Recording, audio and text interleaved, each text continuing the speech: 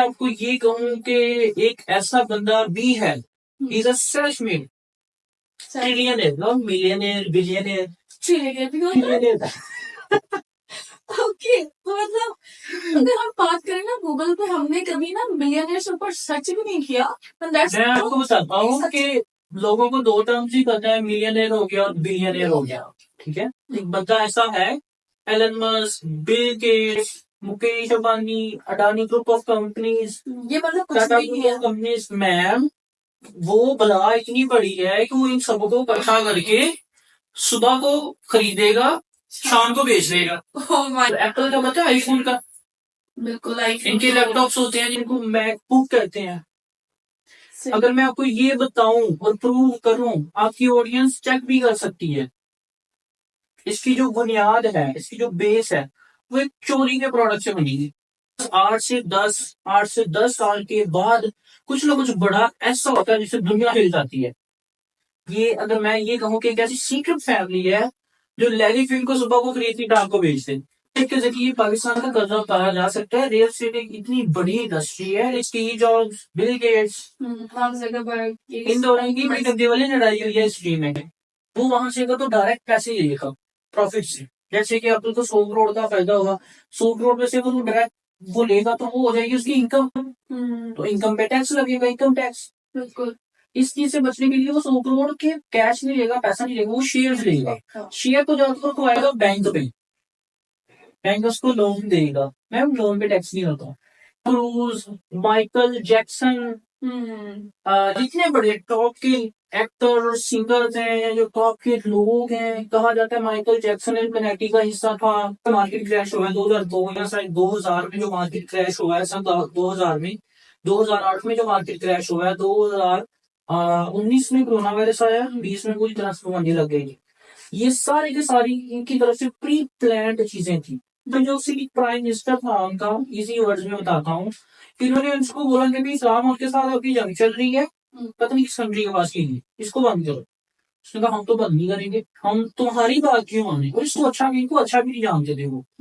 उन्होंने कहा है हमारी बात नहीं मानेंगे।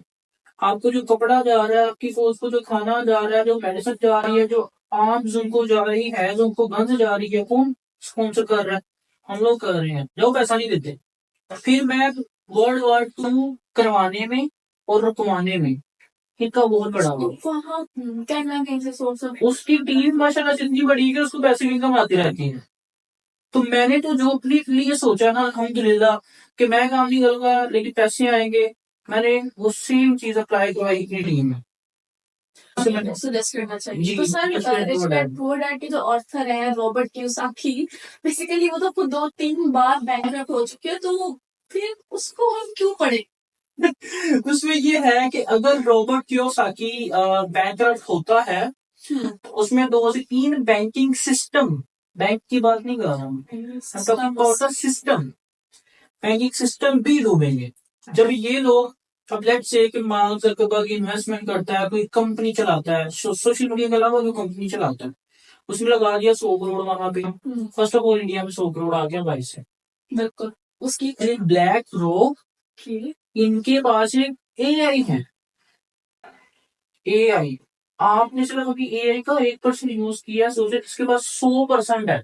99% जिस इंसान के पास है वो कितना एडवांस एआई हो। फ्यूचर में फिर घड़ी है, ये तो टाइम ही दिखाएगी। यही सोचा कि 250 वाली घड़ी भी टाइम दिखाएगी, तो 4 बिलियन 5 बिलियन वाली घड़ी भी टाइम दिखाएगी। इसमें यही तो बेवकूफ है। बेवकूफ हम है। मैं आपको इंडिया की बात है 140 करोड़, ठीक है, इंडिया की बात है 140 करोड़। 140 करोड़ लोग हफ्ते में 7 दिन काम करते हैं, दिन में 12 घंटे काम करते हैं, महीने में 30 दिन काम करते हैं, साल में 365 दिन काम करते हैं। उनकी जो जीपीडी है, जीडीपी है, about 3 point some trillion dollar है इंडिया की। जो अकेली ये सीक्रेट फैमिली जिसकी मैंने बात की है, उनके सिर्फ एसेट्स इतने के हैं 5-6 ट्रिलियन डॉलर की, जो कि लीगल है मैम। इलीगल को ऐड करके ये 15 मिलियन तक जाते हैं। 15 बिलियन ट्रिलियन, सॉरी, हमारे को हुआ में बिलियन। कोरोना वायरस कैसे आया? कोरोना वायरस कैसे आया? 2008 2008 में स्टॉक मार्केट क्रैश हुई बड़े गंदे तरीके से, अमेरिका कंगाल हो गया। अगर मैं ये कहूँ कि वो करवाई गई थी, एक छोटा सा बच्चा यूरोप की गलियों से निकल के आज वो दुनिया की सीक्रेट फैमिली है, जो ब्लैक रॉक से भी बड़ी है, हैरी सिंह से भी बड़ी है। They control the world.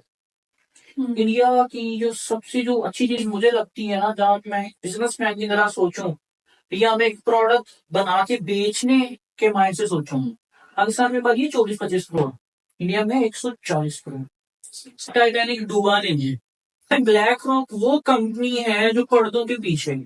तो उनका सिंपल सा कॉन्सेप्ट है, एक झूठ को या एक चीज को इतनी बार दिखाया जाए कि लोगों को सच लगना शुरू हो जाए। के सामने दो चीजें रखी गई हैं, पुअर और रिच। सिंपल सा, एक गरीब इंसान और एक अमीर इंसान, लेकिन उसके बाद किसी ने कुछ नहीं बताया। इतना ही है रिच। हाँ, लेकिन ये बड़ी बहुत इंटरेस्टिंग चीज है, रिच में और वेल्दी में जमीन आसमान का फर्क होता है। ये सेम कॉन्सेप्ट मैंने अपनी टीम के अंदर भी लिया, कि जो मेरी टीम में कोई मैनेजर है ना, तो अगर वो एक हफ्ते के लिए, एक महीने के लिए एक्टिव है, तो उसे फिक्र नहीं होगी कि यार मैं काम नहीं कर तो मुझे पैसे नहीं आएंगे।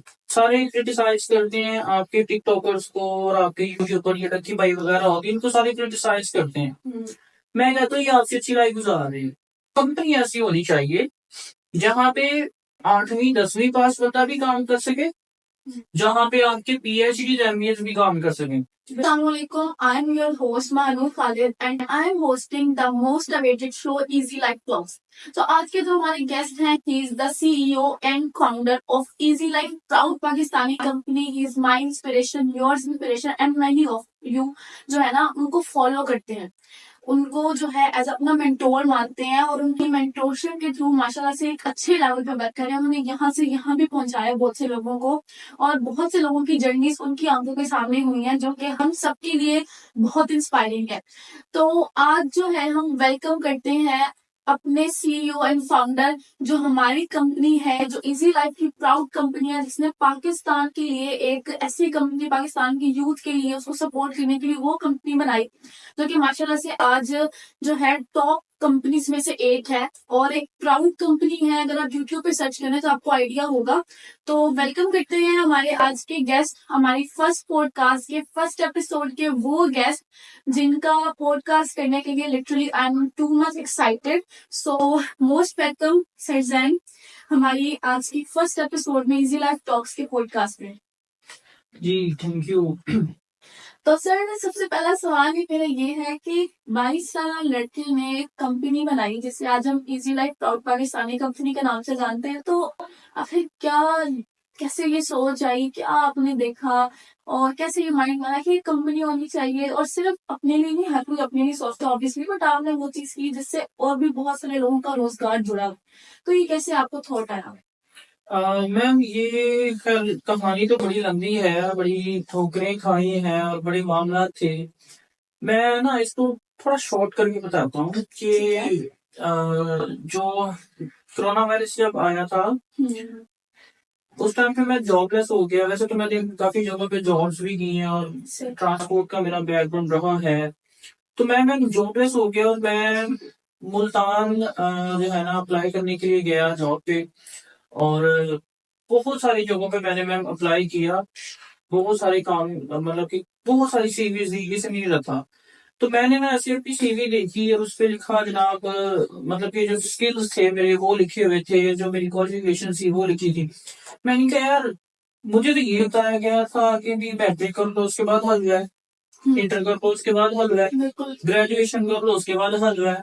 तो मुझे वो बेसिकली हलवा नजर नहीं आ रहा था। मैंने ना देखा और मेरे माइंड में एक चीज आई कि पाकिस्तान में लेट्स से गवर्नमेंट सेक्टर की बात करें ना, गवर्नमेंट के किसी सेक्टर में अगर 500 वैकेंसी, 500 तो खैर होती नहीं है, लेट्स से 50 वैकेंसीज आई है ना, तो उसके ऊपर लेट्स से कि उनकी जो रिक्वायरमेंट है वो इंटर है, ठीक है, 12वीं जिसे हम कहते हैं पंजाबी में, उनकी रिक्वायरमेंट इंटर, लेकिन उस पे पीएचडीज, उस पे एमपीएज, उस पे एमफिल्स अप्लाई कर रही है। तो मेरे ख्याल में चीज आई कि यार मतलब ये काम, education is the success of, की टू सक्सेस, तरीक कामयाबी की कुंजी है, ये तो कुंजी काम नहीं कर रही, मुझे कुंजी दूसरी ढूंढनी है। सही। तो मैंने सीवी अपनी पकड़ी, देखा तो मेरे माइंड में चीज आई कि यार मैंने फिर भी ग्रेजुएशन की हुई है, कोई इतना खास मैं पढ़ा लिखा नहीं हूँ। ऐसे कितने नौजवान होंगे जो अकली ज़हनी लिहाज से इस टाइम के इमाम होंगे, लेकिन कोई रिसोर्स नहीं है, कोई प्लेटफॉर्म नहीं है, कोई ऐसी जगह नहीं है जहां पे वो खुद को ग्रूम कर सके, जहां पे वो बता सकेंगे यार मैं ये बनाऊं। तो मैं उस टाइम मेरे माइंड में आया कि यार एक कंपनी ऐसी होनी चाहिए जहां पे 8वीं 10वीं पास बंदा भी काम कर सके, जहां पे आपके पीएचडी एमबीए भी काम कर सके। वैसे तो लोग ना यहाँ पे ये भी कहते हैं कि अगर किसी के पास पैसे हैं तो यकीनन दोनों पर होंगे, और कुछ लोग ना इस तरह का माइंडसेट रखते हैं, तो उस पे क्या बोलेंगे आप? मैम अनफॉर्चुनेटली पाकिस्तान में जो है ना, जिसके पास ज्यादा पैसे होते हैं ना, तो हमारा एक परसेप्शन बन जाता है कि इसके पास हराम का पैसा है। पता क्या चीजें कौमें बनती हैं सोच पे। आप गोरों को देख लेना, उनका ये होता है भाई उन्होंने पैसा कमाना। सिंपल सा मैं आपको एग्जांपल देता हूँ। सारे क्रिटिसाइज करते हैं आपके टिकटॉकर्स को और आपके यूट्यूबर, ये टक्की भाई वगैरह होगी, इनको सारे क्रिटिसाइज करते हैं। मैं कहता हूँ ये आपसे अच्छी लाइफ गुजार रहे हैं। नो डाउट यही बात है, वो कितनी लग्जरी लाइफ गुजार रहे हैं, करते हैं हमारे पैसों से कि हम उनको व्यूज देते हैं, जिसकी वजह से वो कमा रहे हैं। मैम इट डजंट मैटर कि आप क्या कर रहे हो, बस हलाल कर रहे हो, लीगल कर रहे हो, बस दैट्स ऑल। लेकिन सब कुछ लोग कहते हैं उसमें मेहनत नहीं है, ये मैं- पॉइंट कैसे? मेहनत हर दुनिया के काम में मेहनत, मेहनत की भी दो चीजें हैं। स्ट्रगल स्टार्ट में आपको शुरुआत करनी होती है।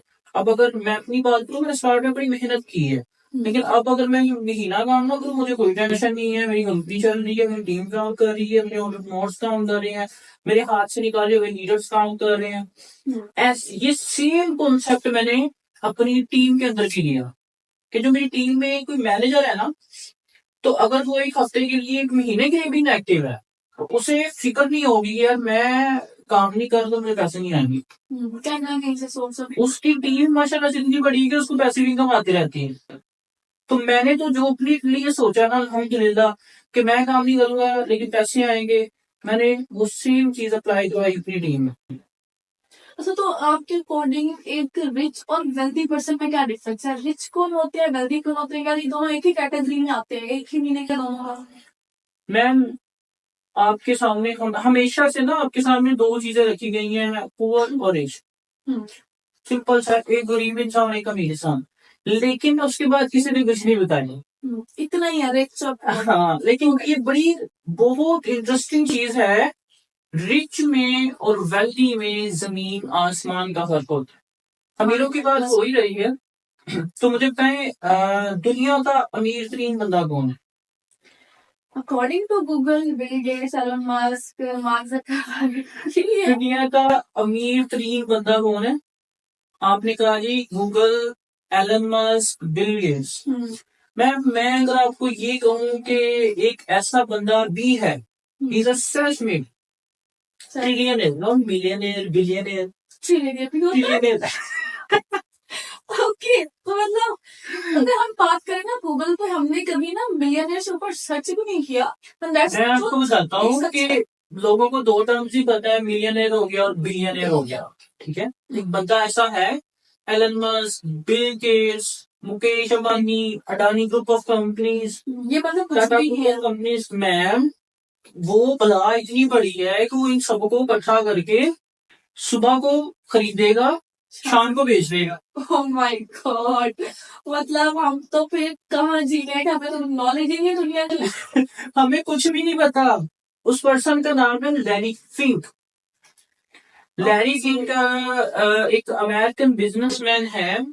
ब्लैक रॉक का शायद आपने सुना हो, थोड़ा बहुत सुना हो ब्लैक रॉक का। अच्छा, ब्लैक रॉक का मैंने इस तरह सुना है कि आपसे ही बात हो रही थी एक दफा और आपने थोड़ा सा बताया था। ब्लैक रॉक का आपने नाम लिया था इस तरह कि उसके ना काफी सारी बड़ी बड़ी कंपनी में शेयर्स वगैरह हैं, बट इतना ऐसा मुझे आइडिया नहीं था। वो तो मुझे आज पता चल रहा है कि बेसिकली उसके पीछे की स्टोरी क्या है। मैम ब्लैक रॉक वो कंपनी है जो पर्दों के पीछे, पर्दों के पीछे आपका 95% मीडिया जो है ना वो all over the world including Pakistan, India, जहाँ पे आपका दिमाग जाता है वो सारा मीडिया आप इंक्लूड कर लें। Main stream media, social media, आपका पेपर मीडिया, सारे media 90 to 95% media is being controlled by वो लोग जो पर्दों के पीछे हैं। लाइक इसकी तरह आप उनका सिंपल सा कॉन्सेप्ट है, एक झूठ को या एक चीज को इतनी बार दिखाया जाए कि लोगों को सच लगना शुरू हो जाए। जैसे अभी बात है कि हमें इतना ही पता था कि बिलियनर्स होते हैं, हमें इतना ही पता था जितना गूगल पे नजर आ रहा है, हम वो चीजें देखते हैं हमें दिखाई जो वो लोग हमें दिखाना चाहते हैं। दी एक्चुअल चीज हमें दिखती नहीं है। इसमें टाइटैनिक का मजेदार आपको किस्सा सुनाऊंगा। टाइटैनिक डूबा नहीं है। नहीं, क्या होता है टाइटैनिक में डूबा, इसमें तो इतनी सारी मूवीज बनी हुई है, आप सब लोग देखते होंगे, मैं भी उसकी बड़ी फैन हूँ। सबने देखा होगा टाइटैनिक डूब गया, जैक एंड रोज ये हाथ चला के पोज मार रहे हैं। टाइटैनिक कभी डूबा ही नहीं है मैम। ये बड़ा इंटरेस्टिंग सा सीन है, मैं आपको आगे बताता हूँ। पहले लेडी फिंक का थोड़ा सा एक्सप्लेन करूँ। लेडी फिंक जो है ना, आपका एप्पल हो गया, टेस्ला हो गया, ये कितनी बड़ी कंपनीज है, बहुत बड़ी कंपनीज है। ये जिस तरह से लोगों को मैनिपुलेट करती है ना, पहले तो ये चीज क्लियर कर लें, दुनिया में जितने अमीर लोग हैं ना, सबके हाथ गंदे हैं। कोई भी दूसरा भला नहीं, कोई भी दूसरा भला नहीं है। काम किया है। आपके जो रोल मॉडल है ना, Steve Jobs, Bill Gates, Mark Zuckerberg, इन दोनों की बड़ी गंदे वाली लड़ाई हुई है स्ट्रीम में। अच्छा, मतलब ये चीजें ना फैक्ट देखा जाए ना तो हमें ये चीजें मीडिया पे ही दिखा देते हैं, सिर्फ वो दिखा देते हैं जो पॉजिटिव है, वो दिखाया जाता है जिससे आप उन सबको हीरो मानो। ठीक है, इनकी लड़ाई हुई है। और एप्पल का पता है, आईफोन का। बिल्कुल इनके लैपटॉप्स होते हैं जिनको मैकबुक कहते हैं। अगर मैं आपको ये बताऊं और प्रूव करूं, आपकी ऑडियंस चेक भी कर सकती है। इसकी जो बुनियाद है, इसकी जो बेस है, वो एक चोरी के प्रोडक्ट से बनी है। मतलब ये आइडिया चोरी का था जो आईफोन बनाया। आईफोन की इतनी बड़ी कंपनियां जिसके लैपटॉप फोन है जो भी आप यूज कर रहे हैं, इंक्लूडिंग मैनी ऑफ यू जो देख रहे हैं वो भी आईफोन यूज कर रहे हैं। और हमारा एक होता है फ्लैक्स मारने के लिए आईफोन होना चाहिए, वीडियो बनाएंगे और सब कुछ के आईफोन है यार, फिर हम अमीर है। मैं इसकी बुनियाद भी चोरी की है।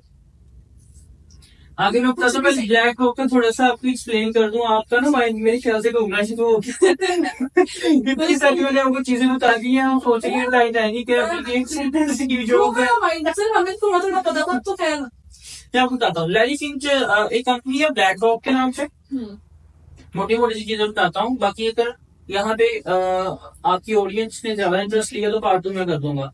ठीक है, तो पार्ट 2 मतलब हो सकता है। तो अगर आप लोग चाहते हैं कि इसका पार्ट 2 भी आए और आप लोगों को और इन्फॉर्मेशन मिले इसके बारे में, ये जो हमारे रिचेस्ट पर्सन है जो हम गूगल पे देख रहे होते हैं, जिनकी हमें हिस्ट्री, जिनके बारे में कुछ भी नहीं बनती, उनकी जर्नी के बारे में अगर आप लोग जानना चाहते हैं और नॉलेज चाहते हैं, तो आप लोगों ने क्या करना है, आप लोगों ने कमेंट बॉक्स में जो है पार्ट 2 लिख के, ठीक है, कमेंट्स करने हैं। मैक्सिमम 250 कमेंट्स अगर इस वीडियो के नीचे होते हैं और 500 लाइक्स हम कर लेते हैं, 500 लाइक्स और 250 कमेंट्स अगर इस वीडियो के नीचे हो गए तो इंशाल्लाह पार्ट 2 इसका जरूर आएगा, जिसमें आपको और मजे मजे की और इंटरेस्टिंग जो है हिस्ट्री के बारे में और जर्नीज के बारे में बताया जाएगा, जो कि अभी इस टाइम पे भी आप लोग सुन रहे हैं, तो आपकी नॉलेज भी काफी ज्यादा होगा। Sir, coming back to the topic, हम से स्टार्ट करते हैं। ब्लैक रॉक जो है, मैं अकॉर्डिंग टू माई सर्च एक दिन मैं ऐसे स्टॉक्स देख रहा था एप्पल के, आईफोन की कंपनी जो है ना आईफोन के, तो मैंने स्टॉक देखा, तो मैंने जब शेयर्स देखे ना तो मैंने देखा यार एक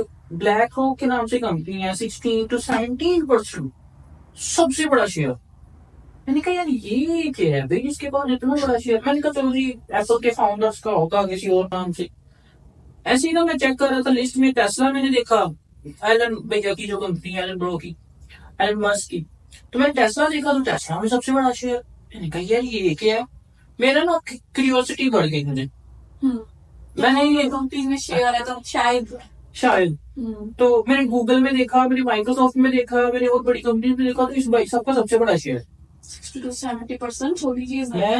मोस्टली एप्पल्स के शेयर होते हैं ना 0.001% ऐसे होते हैं। अगर जैसे कि आपने शेयर ले लिया ना एप्पल का, आई थिंक 1,000-1,500 रुपए में आपको मिलेगा और वो होगा 0.0001%। तो आप ये हमने रखो सोचो 16-17% कितना होगा, और वो पीएच का। तो ये बड़ी कंपनीज को कंट्रोल करते हैं दुनिया में, उसको मैनिपुलेट करते हैं। आप जो जितने भी आपके आसपास प्रोडक्ट पड़े हुए हैं, इंक्लूडिंग इस स्टूडियो में जितने भी प्रोडक्ट्स पड़े हुए हैं, 90% कंपनीज को ये कंट्रोल करते हैं। और लैरी फिंक की जो स्टोरी है ना, how he became Larry Fink and उसने ब्लैक रॉक कैसे बनाई, मैम ये खुद अपने आप में बड़ी बहुत बड़ी स्टोरी है, और वो बहुत ज्यादा इंटरेस्टिंग है। मुझे सुन के ही आइडिया बहुत कुछ सीखने को मिला इस ब्रो की स्टोरी से। ठीक है, लेकिन वो अभी पॉडकास्ट लंबी हो जाएगी। अगर आपके ऑडियंस ने टारगेट पूरा कर दिया तो लैरी फिल्म पे पूरी मैं डिटेल आपके साथ फिर एक वीडियो शूट कर दूंगा। ठीक हो गया, ओके हो गया सर। ये जरूर हमने डन करना है आप लोगों ने डन करना है, क्योंकि मुझे भी बहुत सुना है। तो सर हम नेक्स्ट क्वेश्चन की तरफ आते हैं, इसको यहीं पे क्लोज करते हैं। कि आपने एक दफा बोला था कि हमें ना एसेट्स बनाने चाहिए, लाइबिलिटी नहीं करनी चाहिए। तो सर आपने अभी आईफोन की बात की, तो वहीं से मैं पॉइंट आप करूंगी कि आईफोन में तो एक लाइबिलिटी की कोई एसेट तो नहीं है, क्योंकि ऑब्वियसली मोबाइल है, एक दफा ले लिया, यूज कर रहे हैं हम उस पे, तो वो लाइबिलिटी हुई, वहां से एसेट पे पैसा तो नहीं आया। मैम ये ना बड़ी इंटरेस्टिंग सी स्टोरी है। हमें बेसिकली, मैं खुद भी अपने स्टूडेंट्स को कहता हूँ, अपनी टीम को कहता हूँ कि यार मेरा जो काम है वो मैम मेरा डिग्रीज वाला काम नहीं है। हम फाइनेंशियली हम एजुकेट करते हैं, पैसे को मतलब एजुकेट करते हैं। पैसा दुनिया की सबसे बड़ी रियलिटी है। एक छोटा सा बच्चा यूरोप की गलियों से निकल के आज वो दुनिया की सीक्रेट फैमिली है, जो ब्लैक रॉक से भी बड़ी है, हैरी सिंह से भी बड़ी है। They control the world. Corona virus कैसे आया? कोरोना वायरस कैसे आया? 2008 2008 में स्टॉक मार्केट क्रैश हुई बड़े गंदे तरीके से, अमेरिका कंगाल हो गया। अगर मैं ये कहूं कि वो करवाई गई थी, it all was pre plan. 2002 में फिर मार्केट क्रैश हुई, मतलब पहले मार्केट वहां पे भी क्रैश हुई, ये भी करवाई गई थी। 8 से 10 साल के बाद कुछ ना कुछ बड़ा ऐसा होता है जिससे दुनिया हिल जाती है। ये अगर मैं ये कहूँ कि एक ऐसी सीक्रेट फैमिली है जो लैरी फिंक को सुबह को खरीदती शाम को बेच दे। मतलब लैरी फिंक से ऊपर का भी एक बंदा है जो उसको भी खरीद के, और आपको लैरी फिंक जो है ना, एक छोटा सा बंदा है, ग्रुप ऑफ कंपनीज है जो एक ऐसी फैमिली, सीक्रेट फैमिली, जिसके बारे में आपको आगे बताता हूँ। वो पूरी फैमिली है and they control all over the world. और सिंपल सा उनका बताऊं, उनके पास पैसे कितने हैं मैम? अब जैसे आपने बताया कि लैरी फिंक को भी खरीद के बेच सकते हैं, तो लैरी फिंक के पास जो एसेट्स हैं, जो अंडर मैनेजमेंट एसेट्स हैं ना, अभी जितने भी दुनिया में लोग हैं ना, अमीर लोग हैं, बिलियनियर्स हैं, बिलियनियर्स ही हैं। किसी की 91 बिलियन, किसी की 80 बिलियन, किसी की 50 बिलियन, ये नेटवर्थ है। लैरी फिंक अकेले बंदे की, या ब्लैक रॉक अकेले की जो नेटवर्थ है ना, 3.62 ट्रिलियन डॉलर्स में। लैरी फिंक का जो सीन है ना, मुझे बताए एक ट्रिलियन डॉलर में कितने सिफर होते हैं, कमेंट बिलो। अच्छा, लैरी फिंक की लेट्स से इंडिया की एग्जांपल मैं देता हूँ आपको। इंडिया की बात है 140 करोड़। ठीक है, इंडिया की बात है 140 करोड़। 140 करोड़ लोग हफ्ते में 7 दिन काम करते हैं, दिन में 12 घंटे काम करते हैं, महीने में 30 दिन काम करते हैं, साल में 365 दिन काम करते हैं। उनकी जो जीपीडी है, जीडीपी है, अबाउट 3 ट्रिलियन डॉलर है इंडिया की। जो अकेली ये सीक्रेट फैमिली जिसकी मैंने बात की है, उनके सिर्फ एसेट्स ही इतने के हैं 5-6 ट्रिलियन डॉलर्स के, जो कि लीगल है मैम। इलीगल को ऐड करके ये 15 बिलियन तक जाते हैं। 15 बिलियन ट्रिलियन, सॉरी, हमारे को हमें बिलियन बिलियन का ही होता है, ट्रिलियन डॉलर्स तक जाते हैं। ब्लैक रॉक को ऐसे खरीदे और ऐसे बेच दे। इस फैमिली के बारे में आपको बताता हूँ, पहले मैं आपका सवाल कंप्लीट कर दूं कि जो महंगी घड़ियां हैं, आपने रोनाल्डो के हाथ में देखी होगी, अभी अनंत अंबानी के हाथ में भी आपने देखी है, जो मार्क जकरबर्ग की वीडियो बड़ी शो होती है, स्माइल देखी होती है ऐसे करके। इनके पास ना महंगे यॉर्ट्स होते हैं मैम। यॉर्ट को कश्ती में बड़ी क्रूज होते हैं समंदर में। तो मुझे ये सवाल पहले भी आया था, लेकिन उस टाइम पे मैंने कहा था यार मैं आपको आंसर करूंगा, लेकिन मैं प्रॉपर वे में आंसर करूंगा। तो ये इनकी लाइबिलिटी नहीं होती। अगर किसी ने ऐसी घड़ी पहनी है रोलेक्स की, या कोई 4-5 बिलियन डॉलर्स की कोई घड़ी पहनी है, उनके लिए लाइबिलिटी नहीं है। मैम एक घड़ी है जिसकी वर्थ है जी 5 बिलियन डॉलर, तो हमारे जैसा गरीब इंसान तो ये कहेगा, ये मोस्टली पाकिस्तान में जो कि आपको पता है बड़े अच्छे लोग हैं, अ, मजाक बड़ा अच्छा करते हैं, तो वो घड़ी है ये तो टाइम ही दिखाएगी, यही सोचे कि 250 वाली घड़ी भी टाइम वो दिखाएगी, भी टाइम भी है तो क्या? 4 बिलियन 5 बिलियन वाली घड़ी भी टाइम दिखाएगी, इसमें यही तो बेवकूफ है। बेवकूफ हम है। मैं आपको इसके पीछे का लॉजिक बताऊं क्या साइंस है। बिल्कुल। साइंस से मुझे याद है, पॉइंट ऐड करता हूँ। चैट जीपीटी का पता है? चैट जीपीटी का किसी को पता है? Comment below.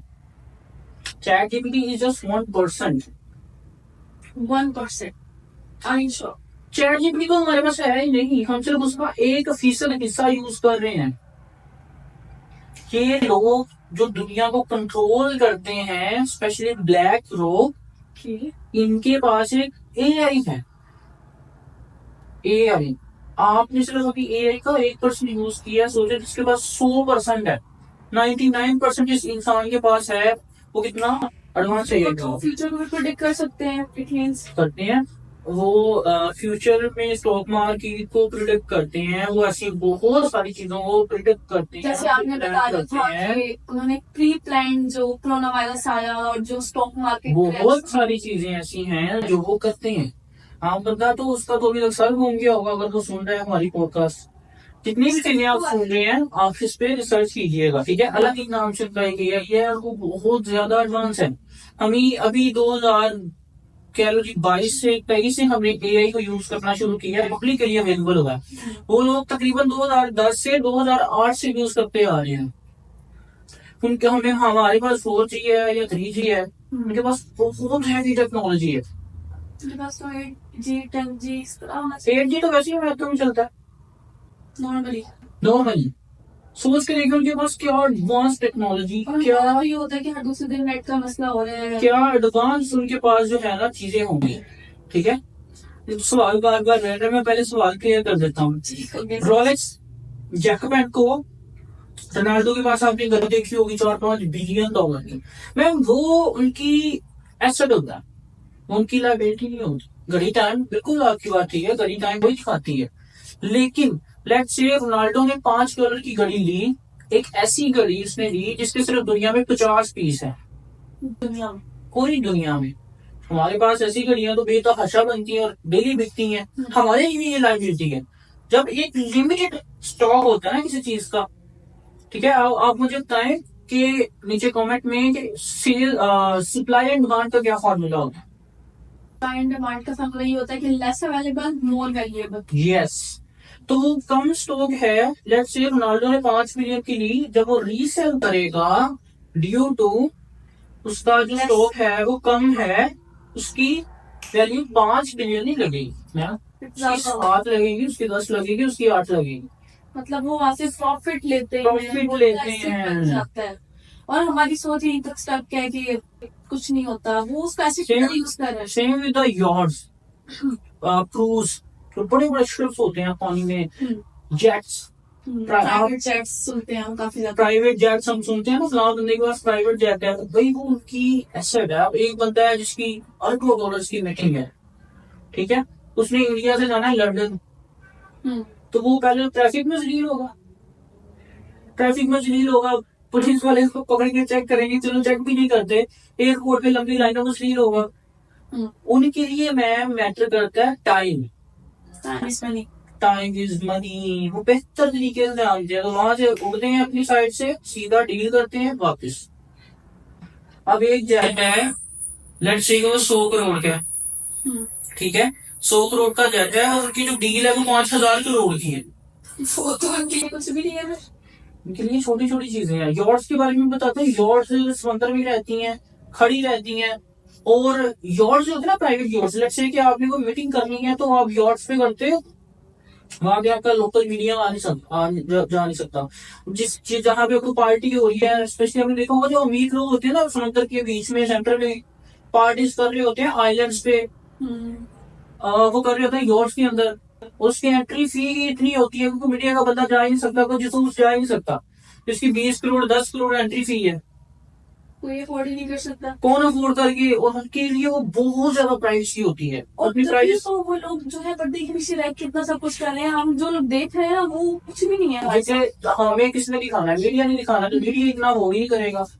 एक छोटे से कोड के लिए 20 करोड़ तो नहीं लेके भेजेगा ना अपने नुमाइंदे कोई को। भी नहीं करेगा, कोई भी नहीं कर सकता। इसलिए उनका एक तो प्राइवेसी, दूसरा उनका टाइम, तीसरा they know how to convert a liability into a asset. Asset वो चीजें होती है जो आपको पैसा कमा कर देती है, लायबिलिटी वो होती है जो आपका पैसा लगवाती है। तो ये पूरा सिनेरियो है। आप मेरे पास आईफोन 15 प्रो मैक्स है, ठीक है।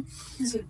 मोबाइल आपका कैजुअली देखा जाए तो एक आपकी लाइबिलिटी है, आपका पैसा लगवाते हैं। लेकिन मेरा क्या है कि मैंने मोबाइल से शूट करना होता है, पॉडकास्ट शूट हो रही है, ठीक है, ठीक है, शूट हो रही है। मैंने इसके साथ अपने फूड ब्लॉगिंग शुरू की है, क्योंकि मेरा माइंड कभी पैसा आना चाहिए।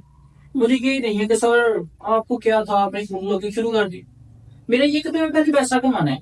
कैसे भी अमीर लोगों से मैंने कुछ चीजें सीखी हैं। अगर कोई बात बोल रहा है, कोई कुछ कह रहा है, उसकी सुनो ही ना। अपने टाइम की कदर करो। बिल्कुल। पैसा वहां लगाओ जहाँ से पैसा भर के वापस आए। लोगों को छोड़ दो, लोग बोलते रहते हैं। तो मोबाइल मेरा एक एसेट है। सबसे बड़ी चीज मेरी टीम का भी एक एसेट है। क्यों? मेरी टीम के लोग इससे काम करते हैं। मैं काम करके अगर 10-20 लेट्स से 30,000 का मोबाइल है, काम करके किसी ने 1.5 लाख कमा लिया, वो तो उसके लिए बहुत बड़ा फिर जैसे 5 मोबाइल ले लेगा। सही बात। मेरी टीम का एक एसेट है। ओके, हो गया। तो सर नेक्स्ट क्वेश्चन मेरा आपसे ये है कि कुछ लोग होते हैं ना कि वो रियल एस्टेट में भी इन्वेस्ट कर देते हैं, वहां से भी जो है ना कमा के रियल एस्टेट में इन्वेस्ट करके भी कर्जे में रहते हैं। तो आखिर ऐसा क्यों होता है? रियल एस्टेट तो बहुत बड़ा बिजनेस है, उसमें तो लोग अमीर ही होते हैं। मैम रियल एस्टेट को मैं बड़ा प्रमोट करता हूँ। मेरी ये इंशाल्लाह चीज इजी लाइफ के बाद जो नेक्स्ट कंपनी होगी वो रियल एस्टेट के उसमें होगी। रियल एस्टेट में ना, रियल एस्टेट इजी मनी है, बड़ा आसान तरीका है पैसे कमाने का। आपने प्रॉपर्टी ली 1 करोड़ की, ठीक है, 1 साल बाद वो हाइक करके वो 6.5 करोड़ की हो गई। ऐसे तो 1 साल में आपने 5 करोड़ कमा लेंगे। प्रॉफिट ही प्रॉफिट। ये वही एसेट वाली बात होगी ना। ऐसा वाली बात है। और इसमें ना कुछ लोग गलतियां बड़ी करते हैं। बेसिकली जो है ना, देखने के पैसा कहाँ पे ज्यादा है। मैं इसमें बताऊँ कि जो रेंटल प्रॉपर्टीज में डिफरेंट होते हैं कुछ रेंटल आप हमारी मोस्टली लोगों की सोच होती है जी हमने घर लेना, उसको रेंट पे दे देना है, वहां से जनाब पैसा आएगा, उसका फिर साल का 10% और भी ऊपर से आएगा। नहीं, अमीर लोग पता क्या करते हैं मैम, वो कमर्शियल्स बनाते हैं, कमर्शियल्स में प्रॉपर्टीज लेते हैं। जैसे कि मॉल्स वगैरह हो गए, कमर्शियल एरियाज हो गए। कमर्शियल एरियाज हो गए, वहां पे किराए स्टार्ट जो होते हैं ना लाखों से होती है। बिल्कुल यही बात है, ऐसा ही है। स्टार्टिंग किराए लाखों में होते हैं। सबसे बड़ी बात कि आपका एक घर है जो आपने 50 लाख रुपए में लिया, आप उसको रेंट पे दे देते हो, उसका रेंट रखते हो 20,000 पे, ठीक है। जैसे आपने 50 लाख बैंक से लिया, 50 लाख तो नॉर्मली 50 लाख आपने बैंक से लिया, अब आपने बैंक को देनी है जी किस्त 25,000 पे, और आपने वो मकान 30,000 पे किराए पे दे दिया। 5,000 आपको बच रहा है। 5,000 आपने कहा यार ये तो बड़ा भारे का सौदा है, 5,000 मुझे बच रहा है। आप उस पेपर को यूटिलाइज नहीं कर रहे, 5 लाख नहीं बचे, 5,000 नहीं बचेगा, बहुत ज्यादा बच सकता है। देखिए अगर आप कमर्शियल में लेते हैं तो अच्छा, आपने कहा कि मुझे 5,000 तो 1 महीने का बच रहा है, साल का कितना हो गया 60 के 60,000। तो साल बाद जो आपने मेंटेनेंस करवानी है घर की, वो तो सारे कहीं लग जाएंगे, जेब से जाएंगे मैम। 2 लाख से कम, 1.5 लाख से कम मेंटेनेंस नहीं होनी, सिर्फ आप पेंट का खर्चा लगा लो, वो ही 60,000 तो सारा पेट में ही आ जाएगा। और यही इसमें कितना बच रहा है आपको, कुछ भी बच रहा, 1-2% बच रहा है। यही आप कमर्शियल में बैठे हो, कमर्शियल में है, कमर्शियल में किराया आपका ज्यादा है, किराया 1 लाख है और वहाँ पे आपके 60 to 70% बच रहा है। और कमर्शियल में ये है कि आपका जो बंदा बैठा है उसकी दुकान थोड़ी चल रही है ना, नाम बन गया, तो आप उसको बोलोगे मैं किराया बढ़ाऊंगा। लेकिन इसमें लीगली देखा जाए ना तो एग्रीमेंट्स होते हैं, सालों बाद 10% बढ़ता है। अगर 10% भी बढ़े ना तो उसका भी फायदा है। वहाँ से भी फायदा। अब किराया जो 1 लाख है, 1 लाख का 10% कितना होगा, वो भी कमर्शियल में जब आप लेते हैं, कमर्शियल में बनाते हैं ना, तो कमर्शियल में बहुत आसान है। आपको पता है रियल एस्टेट के जरिए पाकिस्तान का कर्जा भी उतारा जा सकता है। अच्छा, ये बात भी सर ने एक दफा बोली थी, और मैं मेरा एक क्वेश्चन भी था आपसे, तो आपने खुद ही बोल दिया। ये एक्सप्लेन कर दे ताकि हमारी ऑडियंस को भी आइडिया उस चीज के। तो पाकिस्तान का कर्जा रेट इस तरह से उतर सकता है कि आपके पास सबसे जो बड़ा सरमाया है पाकिस्तान के, वैसे तो बहुत बड़े सरमाए हैं, लेकिन एक सरमाया ओवरसीज, जो पाकिस्तान से बाहर रहते हैं। मैम ओवरसीज, अब एक सिंपल सा पहले मैं कॉन्सेप्ट आपको बता दूं कि डॉलर वर्सेस पाकिस्तानी रुपीज।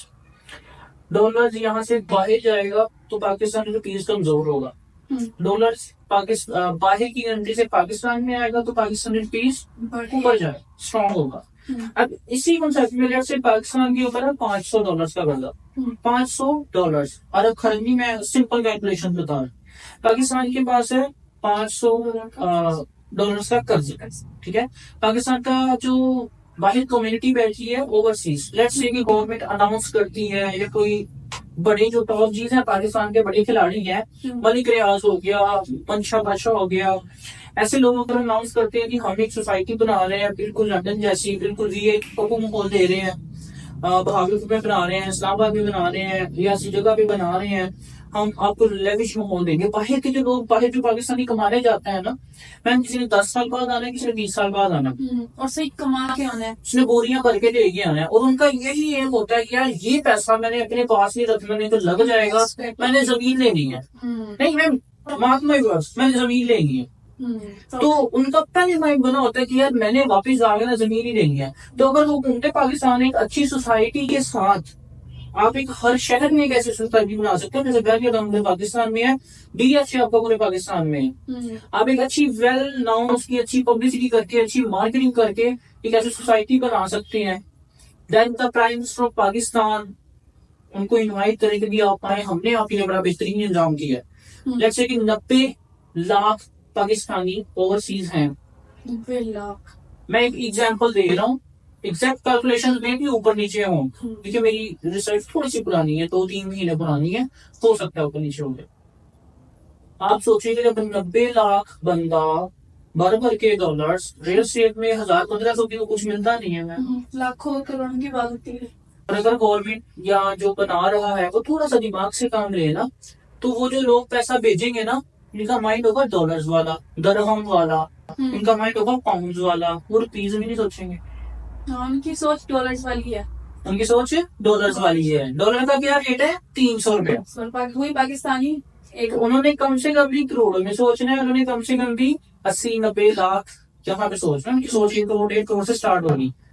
तो अच्छा खासा जब वहां से पैसा आएगा, ओवरसीज को जमीनें मिलेगी, हुकूमत को भर भर के बोरियां भर के डॉलर्स मिलेंगे। मैम कर्जा आपके मुल्क का ये पड़ा है, लेकिन पता क्या है, मैं एक सिंपल सी आपको बात बताऊं, बस मैं घर पे रोज के बाद उठाया ना जाऊं वाली आ जाती है। नहीं सर, कुछ नहीं करता। अगर गवर्नमेंट ऑफ पाकिस्तान एक बार स्टेबल हो जाए ना, 3 साल बाद तो हुकूमत बदल जाती है मैम, 14 माह बाद हुकूमत बदल जाती है। अगर गवर्नमेंट ऑफ पाकिस्तान स्टेबल हो जाए और ऐसे स्टेप्स लेना शुरू कर दे, तो मैम जो बाहर का इन्वेस्टर होता है ना, ओवरसीज भी इन्वेस्टर ही है, उसने आके फिर इन्वेस्ट करना है। कि उसको पता है कि भी खान साहब आ रहे हैं तो बोले तुम लेके आ रहे हैं, नवाज शरीफ आ रहा है तो बोले तुम लेके आ रहा है, आपका जरदारी आ रहा है तो बोले तुम लेके आ रहा है, सबने अपना देखना है। वो खिचड़ी से बन जाती है। इस तरह से बड़ी आसानी तरीके से रियल स्टेट की ये पावर है, और किसी इंडस्ट्री में इतनी ताकत नहीं है कि मुल्क का हमारा आदमी में कर्जा है। मैंने बिल्कुल बेसिक सी कैलकुलेशन की है, आप इसको बड़े लेवल पे करके देखो। मिनिमम जो कट से होना है ना प्लाट का, 1 करोड़ 1.5 करोड़ 2 करोड़ से शुरू होना, और अरबों में कब बात करेंगे ये पता भी नहीं चल रहा। 90 लाख है ओवरसीज तो मे भी इससे ज्यादा हूँ, 90 लाख है, मे भी इससे ज्यादा भी। ठीक हो गया सर, तो नेक्स्ट क्वेश्चन की तरफ हम चलते हैं। नेक्स्ट क्वेश्चन आपसे ये है कि जैसे हम रियल एस्टेट की बात कर रहे हैं, तो बेसिकली ना रियल एस्टेट ट्रेडिंग और बहुत सारी चीजें आ जाती है, तो इसके बारे में भी हम बात करना चाहते हैं आपसे। आई थिंक ये बहुत बड़ा टॉपिक है, तो इसको भी ना हम पार्ट 2 में कवर करेंगे। जैसे ऑडियंस को हमने जो एक टारगेट दिया है, तो उस टारगेट को हम कंप्लीट करेंगे। रियल एस्टेट तो मैम बहुत बड़ा टॉपिक है, ट्रेडिंग बहुत बड़ा टॉपिक है, स्टॉक मार्केट बहुत बड़ा टॉपिक है। आपके मुल्क का जो एग्जैक्ट फाइनेंशियल क्राइसिस है, इससे कैसे बच सकते हैं। पाकिस्तान में लोग कहते हैं अपॉर्चुनिटीज नहीं है मैम। पाकिस्तान एक सब्ज बाग है जहाँ पे फल ही फल है, बस वो नजर चाहिए देखने के लिए। पाकिस्तान में हजारों मुश्किलें, मसाइल हैं, मसले हैं। बिल्कुल। कैसे आप पाकिस्तान में रह के बड़ा बेहतरीन पैसा कमा सकते हो। ठीक है, इंशाल्लाह ये तो वीडियो फिर लंबी हो जाएगी, सवाल लंबा है। आपके मुताबिक फिर इसको पार्ट 2 अगर आपकी ऑडियंस ने अपनी अटेंशन दिखाई, कमेंट्स लाइक किए, शेयर किए, तो फिर पता है क्या है, बड़ी मेहनत लगती है। सही बात है, पॉडकास्ट शूट करने में बहुत मेहनत लगती है, बहुत सारी चीजें होती हैं। तो सर जैसे आप फाइनेंशियल नॉलेज की बहुत बात करते हैं कि फाइनेंशियल नॉलेज होनी चाहिए यूथ को या हमारी कंट्री को, तो आपको क्या लगता है हमारी कंट्री में एजुकेशन के थ्रू या वैसे फाइनेंशियल नॉलेज नहीं है यूथ को? मैं मुझे बताया आप कौन सी डिग्री कर रही हैं? मैं ह्यूमन न्यूट्रिशन एंड डाइटेटिक्स कर। ऑडियंस को बताएं। ह्यूमन न्यूट्रिशन एंड डाइटेटिक्स मेरी डिग्री है, अभी मेरा 2nd सेमेस्टर है। अच्छा, तो सब्जेक्ट मुझे बताएंगे, मैं थोड़ा सा ऊंचा बोलिएगा। अच्छा, तो मेरे जो सब्जेक्ट्स हैं वो अभी क्योंकि बेसिक्स है, ठीक है, फर्स्ट 2 इयर्स हम बेसिक पढ़ते हैं, तो अभी इस्लामियात हो गया, maths, English, communication skills, sociology, biochemistry, macronutrients, इस टोकरी के लिए माजरत चाहता हूँ। आपने कौन सा बताया? मैथ्स, इस्लामियात, इंग्लिश, सोशियोलॉजी, पाक स्टडी, कम्युनिकेशन इस्लामियात। स्किल, न्यूट्रिशनिस्ट के साथ इनका क्या ताल्लुक है? बेसिक्स पढ़ाए जा रहे हैं, वो जो शुरू से बेसिक्स करता आ रहे बचपन से पढ़ रहे हैं। कोई बात नहीं। आप एक मुस्लिम है, आप एक मुस्लिम पाकिस्तान में अच्छी बात है, एक मुस्लिम ममालिक है, मुल्क है। आप वहां पे रहते हैं जहाँ पे अल्हम्दुलिल्लाह अल्हम्दुलिल्लाह हमारा दीन बहुत बड़ा है, हमें बचपन से सिखाया जाता है। बिल्कुल इसी तरह। ठीक है, पाक स्टडी है वो वैसे ही हमारे हीरोज की कहानी है, लेकिन पाक स्टडी में आपकी 70 लगी कोई नहीं है। इंग्लिश आपको सिर्फ बेसिक्स ही आनी चाहिए। जी, जितना आप बोल सकते। मैथ्स, आप अजम जितना मैथ्स आपको बड़ा डीपली पढ़ाया जा रहा होगा, जो कि बचपन से पढ़ाया जा रहा है। हालांकि पढ़ना आपने न्यूट्रिशनिस्ट है, डॉक्टर बनना है, मैथ का आपके साथ तल्लक कोई नहीं है। आप कभी बाजार गई हो, आपने कभी कहा हो ए स्क्वायर प्लस बी स्क्वायर के हिसाब से मुझे टमाटर दे दो? नहीं, बिल्कुल नहीं। हम जाके कहते हैं किलो के हिसाब से टमाटर दे दो। किलो भी नहीं कहते, अक्सर हम कहते हैं 100 के टमाटर दे दो, 500 के ठीक है, इस तरह की हम चीजें करते इसके हैं। अलावा आप कभी मार्केट गई हैं, सुपर मार्केट गई हैं, किसी शॉपिंग मॉल में गई हैं, आपने कहा साइन बीटा के हिसाब से मुझे 2 सूट दे दो, कॉस्ट बीटा के हिसाब से मैंने 5 सूट लेने हैं। कहीं यूज ही नहीं है इसका। आपकी डिग्री कंप्लीट हो गई, आप प्रैक्टिकल फील्ड में आ गई, आप डॉक्टर बन गई, पाक स्टडी का यूज करती हैं आपने इंग्लिश चलो ठीक है, कम्युनिकेशन में यूज हो गई, आपने मैथ्स का यूज करना, तो बड़ा डीपली आपको पढ़ाया जा रहा है। अगर आपने डॉक्टर बनना है ना, तो आपको सिर्फ वो सब्जेक्ट्स होने चाहिए डॉक्टर के लिए। हमारा एजुकेशन सिस्टम अल्हम्दुलिल्लाह ऐसा है, स्पेशली मैं बिजनेस की बात करूँ, क्योंकि बिजनेस से एक मुल्क बनता है, फैक्ट्री खड़ी करता है जिससे जॉब्स खुलेगी, जिससे एचआर की जॉब्स खुलेंगी, मैनेजमेंट की जॉब्स खुलेंगी, जिससे सफाई तक करने वाले की एक फैक्ट्री से जॉब निकलती है, बिजनेस से जॉब निकलती है, तभी तो आपका मुल्क ग्रो होगा। अब जो बंदा आपके मुल्क में बिजनेस पढ़ा रहा है, university professor and teachers and mentors, वो खुद उस यूनिवर्सिटी में जॉब कर रहे हैं। ये फाइनेंशियल नॉलेज है हमारे मुल्क की। एक ऐसा बंदा जो खुद कहीं जॉब करता है, आप उससे बिजनेस सीख रहे हो, फायदा ही नहीं है। फिर वही बात है, हमारी एजुकेशन सिस्टम बहुत पुरानी है। मैं बहुत बहुत बहुत बुरा हाल है। अल्हम्दुलिल्लाह हम ऐसी पॉडकास्ट के जरिए अपने लोगों को एजुकेट करें। ऐसी लाइफ में जो आया ना बंदा, मैं 2 हफ्तों में 3 हफ्तों में मैक्सिमम 1 महीने में पैसे के मुतालिक उसका मैंने दिमाग खोल दिया, और वो बंदा आके हैरान होता है कि sir education is the single की टू सक्सेस, लेकिन यहाँ पर इतनी सारी और भी चाबियां हैं।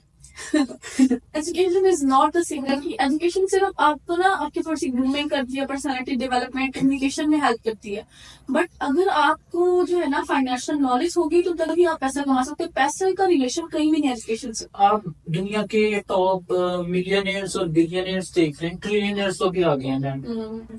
मुझे बताएं किसके पास बड़ी डिग्री है? जी ऑल और यूनिवर्सिटी ड्रॉप आउट, साहब इनकी क्वालिफिकेशन चेक करें गूगल से। बिल गेट्स, एलन मस्क, आपके मुल्क के में जो टॉप जीज हैं, तो आपके मुल्क को कंट्रोल करते हैं। अगर कंट्रोल तो ये नहीं करते, आपको लगता है कि ये कंट्रोल करते हैं, पॉलिटिशियंस कंट्रोल करते हैं, पॉलिटिशियंस भी कंट्रोल नहीं करते। मुझे बता दें कौन सा पॉलिटिशियन है जिसकी बड़ी अच्छी और लेवल की qualification? 80 to 90% of the politicians are drop out. 7.5 average students थे वो। मे भी कुछ लोगों की अच्छी होगी, लेकिन मेजोरिटी जो है एवरेज स्टूडेंट्स।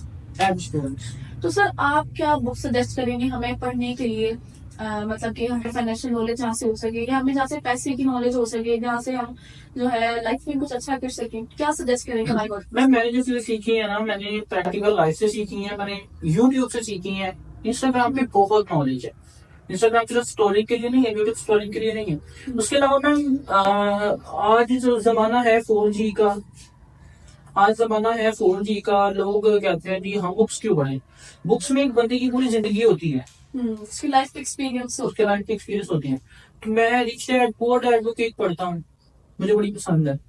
अच्छा, तो उससे आप मैं सजेस्ट करना चाहिए। जी तो sir, Rich Dad rich Poor dad Dad। Poor dad की जो ऑथर है रॉबर्ट कियोसाकी, बेसिकली वो तो खुद 2-3 बार बैंकरप्ट हो चुके हैं, तो फिर उसको हम क्यों पढ़े, ये क्या मैम सीन? आपको माशाल्लाह अच्छी खासी नॉलेज, आपको ये भी पता है कि सारे मोहतरम बैंकरप्ट हो चुके हैं। सर आपकी शुगर से नॉलेज है पढ़ते हैं। मैं आपको बताता हूँ कि रॉबर्ट कियोसाकी एक अमेरिकन बिजनेसमैन है। ठीक है, उनका क्या सीन है उसके बारे में मैं एक चीज अक्सर सोचता हूँ। आपने एक गाना सा है, एक सुना होगा, आपने सुना तो मुझे इस कमेंट में जरूर बताइएगा। हम तो डूबेंगे सनम, साथ तुम्हें भी लेके डूबेंगे। उसमें ये है कि अगर रॉबर्ट कियोसाकी बैंकरप्ट होता है, उसमें 2 से 3 बैंकिंग सिस्टम, बैंक की बात नहीं कर रहा हूँ, सिस्टम, बैंकिंग सिस्टम भी डूबेंगे। जो वर्ल्ड वाइड बैंकिंग सिस्टम है, वो उसको अगर बैंकरप्ट कर जिन देगा बैंक तो से वो उसने खुद ही कर्जा लिया हुआ है हम्म, वो भी डूबेंगे। अब जो वो बंदा इजी है, चिल मोल में, उसने इतना सारा कर्जा कैसे लिया, उसको कहाँ पे लगाया, ये मैं आपको बताता हूँ। वो बंदा चिल मोल में।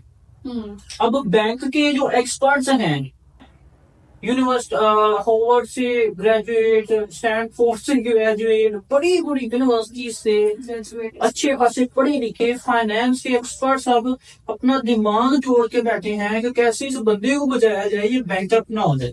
क्यों? अगर ये बैंकरप्ट होता है तो ये कह देगा खाली आकर भी मेरे पास से पैसे नहीं है, तो बैंक अपना पैसा कहाँ से लेंगे, बैंक का पैसा गया। न्यूज है कि भी, और इसका भी रिसेंट एक इंटरव्यू भी हुआ था जिसमें इसी तरह की क्वेश्चन से इम्पोर्टेंट न्यूज क्वेश्चन उसमें ये हुआ था कि होस्ट ने, इनका इंटरव्यू हो रहा था, होस्ट ने पूछा था कि मैंने सुना आपके ऊपर कर्ज है और आप बैंकरप्ट होने वाले हैं, तो मैंने सुना आपके ऊपर 6 मिलियन डॉलर्स आई थिंक, ऐसा कुछ था अमाउंट, मुझे एग्जैक्टली याद नहीं है।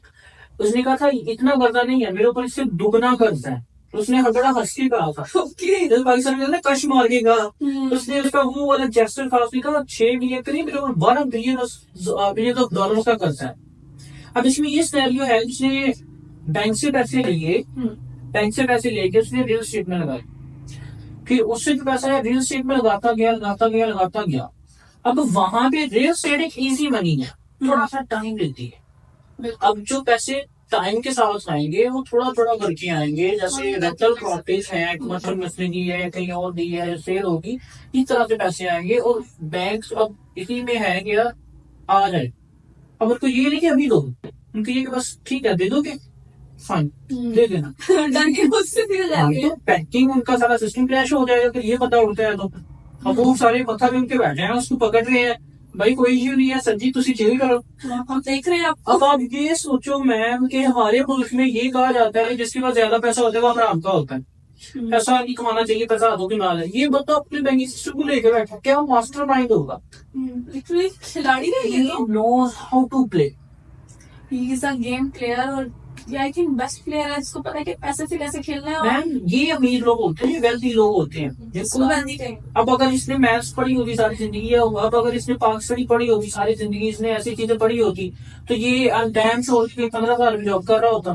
फाइनेंस की नॉलेज है उसको इसके बावजूद में ये चीज है कि उसने बचपन से ही 13-14 साल की उम्र से ही पैसे को मुताबिक नॉलेज लेना शुरू की। 14 साल की उम्र, मुझे लोग कहते हैं 22 साल के सीईओ है, मैं कहता हूँ भाई मैंने लेट शुरू किया, 21-22 साल की एज नहीं है, वो तो 16 साल की उम्र में। और स्टार्ट करने जो वॉरेन बफेट का पता है, दुनिया का सबसे बड़ा इन्वेस्टर, कहते मैंने 13 साल की उम्र में बिजनेस स्टार्ट किया था, लेकिन मैं लेट हो गया।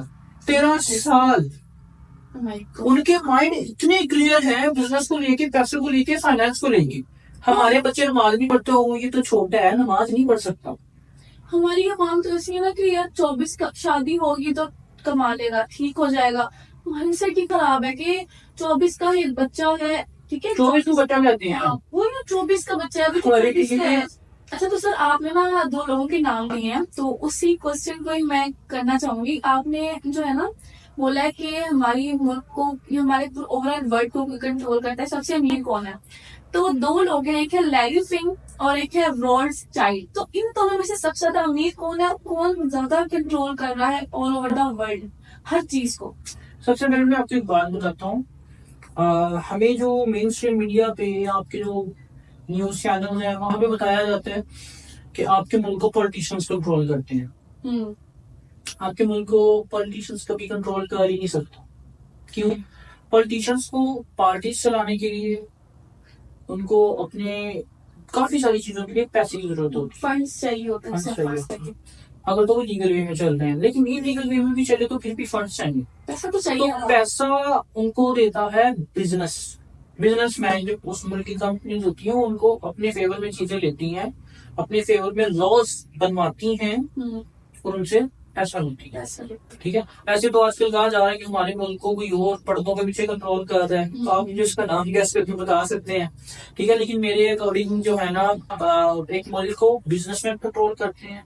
और अगर आप पूरी दुनिया और वर्ल्ड बिजनेस इंडस्ट्रीज की बात करें, बिजनेसमैन की बात करें, तो उनको कंट्रोल करती है ब्लैक रॉक, लैरी फिंक। हैं। दे डिसाइड कि कौन सा स्टॉक ऊपर जाएगा, एप्पल ने कब कितना ग्रो करना है, कब एप्पल को नुकसान पहुंचाना है, कब माइक्रोसॉफ्ट ने ग्रो करना है, कब इन्होंने नई इन्वेंशंस देनी है, कब इन्होंने क्या करना है, वो बैक पे पर्दों के पीछे डिसाइड होती है। क्योंकि अभी तक लैरी फिंक का एक्चुअली मैं नाम नहीं सुना हूं या कभी या ये यूट्यूब पे सर्च कर सकते हैं आप सारी चीजें। और जो रोड साइड उनकी क्या स्टोरी है? मैम, रॉड साइड जो है ना, ये बड़ी इंटरेस्टिंग स्टोरी है। एक बच्चे ने कैसे, आपको पता है कि बैंकिंग सिस्टम आपको जो बुक्स में पढ़ाया गया, मैं बिजनेस का स्टूडेंट रहा हूँ तो कुछ चीजें पढ़ी भी है वहां से।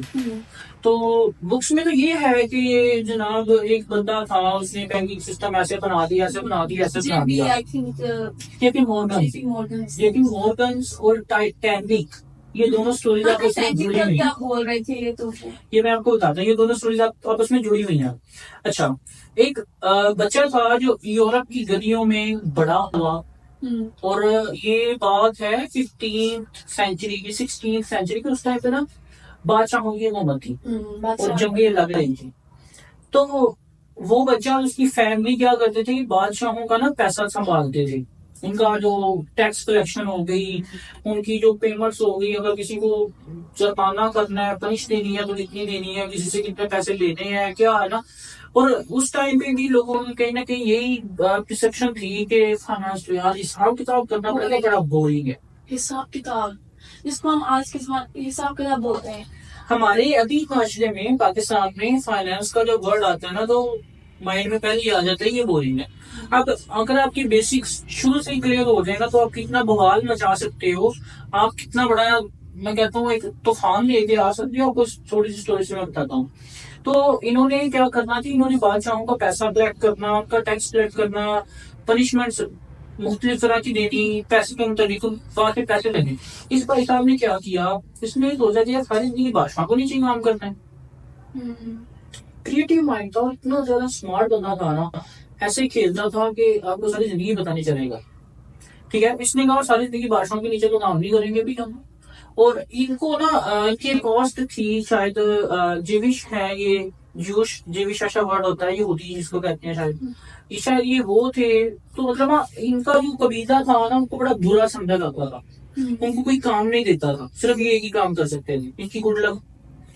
इसने वहां से ना थोड़ा थोड़ा पैसा निकालना शुरू किया। मैं बादशाह के कलामे से, बादशाह को पता भी नहीं, इसने थोड़ा थोड़ा पैसा निकालना शुरू किया। फिर उसी टाइम पे जंगें लग रही थी।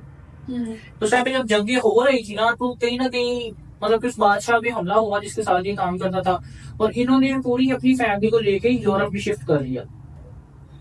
यूरोप में जब ये आए तो इनके पास खुला खुला पैसा था मैम, क्योंकि वहां से उन्होंने निकाल दिया। वहां से उन्होंने निकाला था। अब ये काम सिर्फ एक ही करते थे, इनको किसी और काम पे वो इन्वॉल्व नहीं होने देते थे।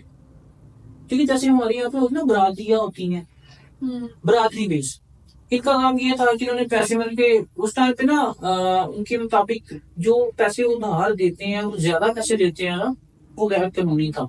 सूद सूद जिसको हम कहते हैं, ट्रस्ट कहते हैं। इन्होंने वहां पे अपॉर्चुनिटी देखी इन्होंने किसी को 100 उधार दिया, उसे 150 ले लिया, किसी को 250 उधार दिया, उसे 500 ले लिया। इस तरह से करते ना इनके पास अब जाहिर सी बात है पैसा दे के वापस पैसा लेना है, और लेना भी काफी सारा है। 100 दे के आप 150 ले रहे हो, आपका नुकसान ही नहीं है, ये तो है फायदा है। तो इनका यहाँ से माइंड बनना शुरू होगा कि यार ये तो बड़ा फायदे का सौदा है। इन्होंने जनाब यहाँ से एक रेंडमली जो चीजें चल रही थी ना, उसको एक सिस्टम बना दिया। जैसे जैसे ये बंदा बड़ा होता गया, हाँ, जैसे जैसे ये लड़का था, जैसे जैसे ये बड़ा होता गया, उसने एक पूरा सिस्टम बना दिया टिल ही गेट मैरिड। तो फिर उसके कुछ बच्चे हुए, टाइम लगा उसको बड़ा, उसके बच्चे हुए 5, उसके लड़के हुए। उस टाइम तक वो वेल डाउन हो गया था, वो स्टेबल हो गया। यहाँ तक कि उस टाइम तक उसने बैंकिंग सिस्टम पूरा बना दिया था यूरोप में। यूरोप में उसने बैंकिंग सिस्टम पूरा बना दिया था। उनका अच्छा खासा नाम था। उसने कहा यूरोप तक नहीं रहूंगा, मुझे आगे बढ़ना है, मुझे दुनिया चाहिए। उसने अपने 5 लड़कों को मुख्तलिफ मुल्कों में भेजा, वहां पे जाके इकोनॉमी संभालो, वहां पे जाके अपना बैंकिंग सिस्टम उनको इंट्रोड्यूस करवाया, और लोगों ने पैसे रखे, दिए, चलाए, सारा कुछ यहाँ से हुआ। फिर मैं World War II करवाने में और रुकवाने में इनका बहुत बड़ा तो वहां तक इनकी इतनी हद तक अप्रोच थी, इतनी हद तक ये स्टेबल थे कि वर्ल्ड वॉर, ठीक है, वर्ल्ड वॉर छोटी बात नहीं है, उसको करवाया भी और रुकवाया भी। वर्ल्ड वॉर उस टाइम पे जो मौजूदा गवर्नमेंट थी, जिस पर्सन का नाम नहीं आ रहा, एक उनके नाम पे भी याद, बड़ा मुश्किल नाम है। उस टाइम पे जो सिविक प्राइम मिनिस्टर था उनका, इजी वर्ड्स में बताता हूँ, कि इन्होंने उनको बोला कि भाई इस्लाम मुल्क के साथ आपकी जंग चल रही है, पता नहीं किस कंट्री के पास की है, इसको बंद करो। उसने कहा हम तो बंद नहीं करेंगे, हम तुम्हारी बात क्यों मानेंगे, और इसको अच्छा नहीं, इनको अच्छा भी नहीं जानते थे वो। उन्होंने कहा है हमारी बात नहीं मानोगे, आपको जो कपड़ा जा रहा है, आपकी फौज को जो खाना जा रहा है, जो मेडिसिन जा रही है, जो आर्म्स उनको जा रही है, जो उनको गन्स जा रही है, कौन स्पॉन्सर कर रहा है, हम लोग कर रहे हैं, जो पैसा नहीं देते। ओह माय गॉड, मतलब उन्होंने तो उनको ही उन्होंने कहा जाओ पैसा नहीं देते, करो ना जाओ, करना है, कर दो। आपके फौजी एक हफ्ता नहीं टिक सकते, वो के ना उनके पास भूखे प्याजे, ना उनके पास गोलियां, ना उनके पास मेडिसिन। इस तरह से इन्होंने जंग भी करवाई है, और ये अपनी मर्जी से जंगे लगवाते भी हैं, रुकवाते भी हैं। लगवाने में भी इन्होंने बड़ा पैसा कमाया, करवाने में भी इन्होंने बड़ा पैसा कमाया। और कहा जाता है, मैं खुद से नहीं कह रहा, ये ना मैं बताऊं कल को, हर मुल्क में है, पाकिस्तान में भी है, शायद आपके सामने, आपको पता ना हो, ये रोज चाइल्ड फैमिली का मेंबर है, ठीक है। कहा जाता है कि 2002 का जो मार्केट क्रैश हुआ है, 2002 या शायद 2000 में जो मार्केट क्रैश हुआ है, सन 2000 में, 2008 में जो मार्केट क्रैश हुआ है, 2019 में कोरोना वायरस आया, 20 में पूरी तरह से पाबंदी लग गई। ये सारी की सारी इनकी तरफ से प्री प्लान्ड चीजें थी। क्यों थी? जब इकोनॉमी गिरती है ना, जब 2008 का मार्केट क्राइसिस हुआ था ना, सारी चीजें यूट्यूब में सर्च कीजिएगा, तो अमेरिका कंगाल हो गया था, अमेरिका कंगाल हो गया था, खाली जेबी होगी।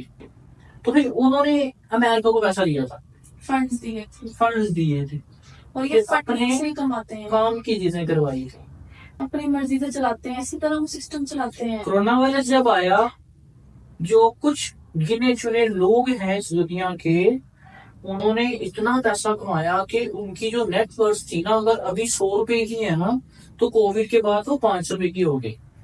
लेट्स से कि अगर किसी बंदे की नेटवर्थ 100 बिलियन डॉलर्स की है, तो जब कोरोना वायरस गया तो वो 500 बिलियन डॉलर कमा चुका था।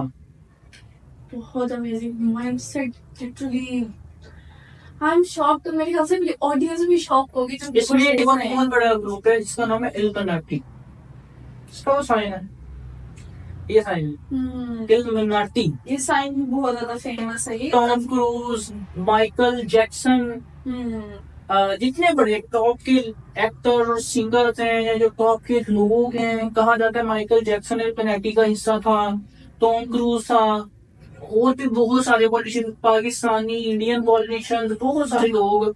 इस पे मैं ख्याल ये तो एक बहुत बड़ा लंबा सब्जेक्ट है। अगर आपकी ऑडियंस ने टारगेट पूरा कर दिया तो इल्यूमिनाटी के बारे में पूरा मैं एक्सप्लेन करूंगा। अच्छा, तो सर एक मेरा सबसे इम्पोर्टेंट क्वेश्चन, और ये इवन के हमारी ऑडियंस का भी होगा, क्योंकि ना ये मैंने बहुत देखा है। अभी रिसेंटली हम सोशल मीडिया ऑब्वियसली यूज करते हैं, टिकटॉक हो गया, यूट्यूब हो गया, इंस्टाग्राम हो गया, हर जगह ना एक ही चीज के चर्चे हैं आपको समझ आ गया होगा, मैं बात कर रही हूँ अंबानी की शादी की, आनंद अंबानी की शादी की, जिसमें जो शादी नहीं थी ऑब्वियसली, प्री वेडिंग थी, जिसमें इतने ज्यादा बिलियन मतलब लगे हैं, और कितने बड़े बड़े वहाँ पे जो है मार्क जकरबर्ग आए, एलन मस्क आए, बिल गेट्स आए हैं, ये सब लोग आए हैं। तो ये क्या सिनेरियो है, फिर इसमें क्या फायदा था, या एक उन्होंने ऐसे क्यों किया, इतने बड़े लोग वहां पे आए, इसका क्या सिनेरियो था? मुझे ना यही चीज आपसे पूछनी है, क्योंकि ऑब्वियसली बिजनेस माइंडसेट की और चीज होती है, हमारी ऑडियंस तो ऑब्वियसली हम लोग तो ये देखते हैं ना कि यार एम शादी कर लिया, लोगों को बुला लिया है, पैसे लगा दिए हैं, पैसे वेस्ट कर दिए हैं, इतने महंगे कपड़े, लाखों के ब्रांडेड, ये सब कुछ, तो लोगों का ये माइंडसेट है। मैं आपका माइंडसेट देखना चाह रही हूँ कि आप इस चीज को कैसे जो है अपने माइंडसेट के हिसाब से डिफाइन करेंगे। मैम अकॉर्डिंग टू मी, ये भी बड़ी इंटरेस्टिंग आपने सवाल पूछा। अकॉर्डिंग टू मी, जो वेल्दी होते हैं ना, या जिन्होंने पैसा बनाना होता है, जिन्होंने एक, आपको पता है अंबानी हो गया, अगर ये बंदा डूबा तो इंडिया डूबेगी। जिस तरह वो बात हो रही है ना, ऐसे बात तो हो रही है, इसका इतना नहीं है, लेकिन मैं आपको बता रहा हूँ। Food, data, mobile data, calling, medicine, clothes, दुनिया में जितनी चीजें बनती हैं इंडिया में यूज होती हैं, ये बंदे की रिलायंस कंपनी उसमें है, मैन्युफैक्चर करती है हर प्रोडक्ट, हर चीज, हर प्रोडक्ट। हर चीज, हर तो विज इन इंडिया ग्रुप, दो ग्रुप्स हैं, रिलायंस ग्रुप और अडानी ग्रुप्स। अडानी भी बहुत, अडानी वो बहुत वो भी होता है। टाइम आता हमारी शादी थी। इन दोनों पे मैं पूरी आपको डॉक्यूमेंट्री दूंगा, अगर आपके उसमें डिमांड हुई तो, ठीक है। तो ये दो बंदे जिस दिन गए उस दिन इंडिया भी है, जैसे अभी हम बैंक के एग्जाम्पल ले रहे थे कि ठीक है। सब कुछ गया। और अब बात आई अंबानी के बेटे की शादी की, अनंत अंबानी नाम है उसका लड़के का। मैं अमीर इंसानों की, अब पता क्या हमारी सोच जहाँ पे खत्म हो जाती है ना, ये बात शुरू, वो वहां से भी कुछ 10 कदम आगे से सोचना स्टार्ट करती है। बिल्कुल इसी तरह।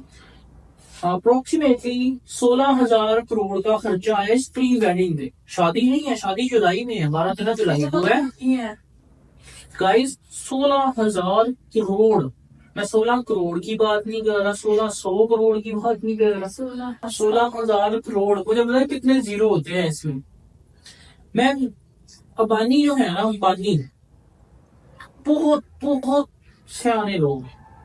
धीरू भाई अंबानी था, उसके दो बेटे थे, अनिल अंबानी और मुकेश अंबानी।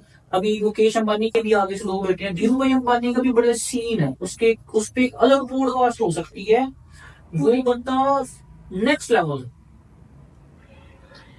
उनकी जर्नी अब जो शादी हुई है ना, इसका सीन ये है कि शादी में अब जो बड़े टॉप चीज है, मैंने सबको बता दिया, लैरी फिंक भी वहां पे था। लैरी फिंक शादी पे आया हुआ था, बिल गेट्स, मार्क जकरबर्ग, एक वीडियो भी वाली हुई थी चाय वाले के साथ, वो भी चीज बहुत चाय वाले के साथ। तो ये सारे दुनिया के अमीर लोग उस शादी में थे। अब इसमें ये था कि मेरा जो काम करता है मैम, इसके अकॉर्डिंग ये हो सकता है भी, ये कहीं ना कहीं एक रियलिटी है। उसने एक तरीके के साथ ना दुनिया के अमीर लोगों को इंडिया दिखाया। इंडिया की जो सबसे जो अच्छी चीज मुझे लगती है ना, जहाँ मैं बिजनेसमैन की तरह सोचूं, या मैं एक प्रोडक्ट बना के बेचने के माइंड से सोचूं, अक्सर में बात ये 24-25 करोड़, इंडिया में 140 करोड़। अगर 1 रुपए की मैं चीज बेचता हूँ, 24 करोड़ रुपया मुझे फायदा होगा पाकिस्तान से। अगर मैं 1 रुपए की चीज बेचता हूँ इंडिया में, मुझे 140 करोड़ का फायदा होगा, डबल ट्रिपल। तो उसने इंडिया बहाने से तरीके से दिखाया दुनिया के टॉप पैसे वाले लोगों को, टॉप जीस को, पैसे वाले लोगों को। जैसे कि मार्क जकरबर्ग आया, उसने देखा यार इंडिया तो बड़ा माहौल है भाई, इंडिया तो इंस्टाग्राम का ऑफिस होना चाहिए, इंडिया तो फेसबुक का होना चाहिए, इंडिया व्हाट्सएप भी होना चाहिए, हम क्यों ना यहाँ पे इन्वेस्टमेंट्स करें। माइंडसेट बनाया जी, जब माइक्रोसॉफ्ट इन्वेस्टमेंट करेगा, लैरी फिंक हमारे शहजादे भाई इन्वेस्टमेंट करेंगे, ठीक है, भाई कहना पड़ेगा नहीं तो खतरा नहीं है, सही है।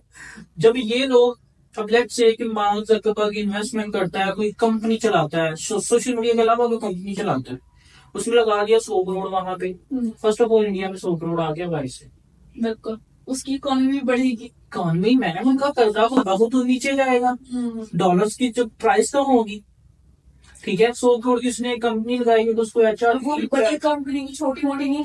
फैक्ट्री नहीं लगाएगा वो। हाँ, इस पे आपने बड़ी अच्छी चीज ऐड की है कि आम जो इंसान होता है वो फैक्ट्री लगाता है। इतनी सोच है यार लोगों की कि वहाँ हमें एक फैक्ट्री लगाएंगे 4 भाई, उसने फैक्ट्री नहीं लगानी, उसने आपकी किनालों में जमीन खरीदनी है, किलों में, पंजाबी में किले कहते हैं हमारे गाँव में, किले, और फिर पता नहीं वो भी क्या क्या कनाल से शुरू है।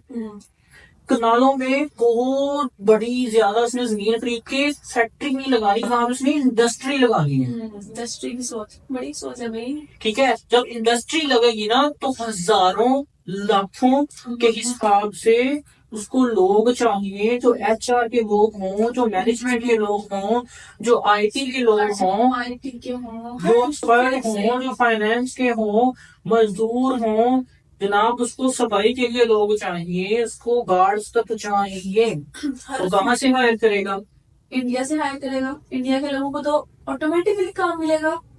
इंडिया में जब ऐसे ग्रोथ अपॉर्चुनिटीज होंगी ना तो इंडिया, हम सिर्फ डोंट माइंड, जो रियलिटी है वो बताऊंगा, हम सिर्फ गाने और नगों में भी इंडिया को हरा सकते हैं, अल्लाह हमारे साथ है, लेकिन फैक्ट हमें मानना पड़ेगा कि इंडिया हमसे अच्छा खासा आगे, बहुत आगे है। उसकी तो उसकी इकोनॉमी हमारी क्यों नहीं, लेकिन का फर्क है। इसमें हम अल्हम्दुलिल्लाह अपना कौमी फरीजा अदा कर रहे हैं कि अपनी नस्ल को, अपनी यूथ को एजुकेट कर रहे हैं।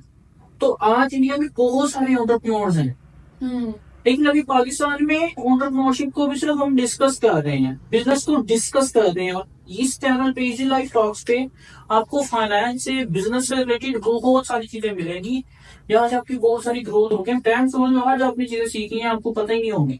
स्कूल में एजुकेशन सिस्टम ही नहीं बताया जाता। ठीक है, तो हम एजुकेट कर रहे हैं ताकि मैक्सिमम बिजनेस खुले। जब एक लाइफ से बात, मार्क्सअपर वाली एग्जांपल है, एक बंदा बिजनेस करेगा तो मुख्तलिफ लोगों को जॉब मिलेंगी। और अगर इसी तरह पैसा पाकिस्तान की कोई कंपनी इतना अच्छा हो कि इतनी अच्छी तरीके से ग्रो हो, उसको देख के कोई बाहर से आए तो ऑब्वियसली पाकिस्तान में इजी लाइफ इंशाल्लाह जब अमेरिका में हम अपनी इजी लाइफ परफॉर्म करेंगे, अपने प्रोडक्ट्स लेंगे, वहां पे बेचेंगे, पैसा वहां पे कमा लिया मैं, वहां पे सेल हो गई, वहां से मैंने तो अपने मुल्क भेजना है पैसा, मैंने तो अपने घर भेजना है, तो मैं जब वहां से इधर पैसा भेजूंगा ऑटोमेटिकली इकोनॉमी इंक्रीज होगी, इकोनॉमी हमारी स्टेबल होगी। हम पॉलिटिशियंस को गालियां दे रहे हैं, फलां बंदा अच्छा है, फलां बंदा चंगा है, मैं तो उसको सपोर्ट करूंगा। भाई तुमने मुल्क के लिए क्या किया? खुद से सोचे कि खुद से तुमने मुल्क के लिए क्या किया। अच्छा तो सर लास्ट और फाइनल क्वेश्चन मेरा, क्योंकि पॉडकास्ट ऑलरेडी बहुत लंबी हो चुकी है और बहुत मजे की चीजें और बहुत इंफॉर्मेशन और बहुत नॉलेजेबल थी, तो लास्ट क्वेश्चन मेरा ये है कि जो अमीर लोग होते हैं ये लोग टैक्स से कैसे बचते हैं? क्योंकि हम गरीब तो इसी में ही फंसे रहते हैं, टैक्स इस चीज पर टैक्स, उस चीज पर टैक्स, सेल्स टैक्स, हर जगह जाते हैं, डिफरेंट टाइप के टैक्स होते हैं। अमीर लोग तो टैक्स में, ये ना बड़ी जबरदस्त सी चीज है। मोस्टली लोगों को यही नहीं पता कि उन्होंने कहाँ पे टैक्स देना है, कहाँ पे नहीं देना। टैक्स मैं खुद देता हूँ इसी लाइफ पर, हम देता मेरा कॉमी सोर्सेस है, ठीक है, ताकि अपने मुल्क की इकोनॉमी स्टेबल हो। और सामने वाले स्टेबल नहीं कर रहे तो भी सोच रही है वो अपनी बैंक्स को, अपनी पॉकेट्स को स्टेबल कर रहे हैं तो अलग चीज है, लेकिन हम तो अपने मुल्क के लिए कर रहे हैं। फर्स्ट ऑफ ऑल आप एक माचिस भी लेते हैं ना, 3 रुपए की, 5 रुपए की, उस पर भी आप टैक्स देते हैं, ठीक है। कुछ होती है इनकम टैक्स, कुछ होती है एसेट्स पे टैक्स, ठीक है, जो अभी तक तो एक नॉर्मल बंदे के पास आए नहीं है।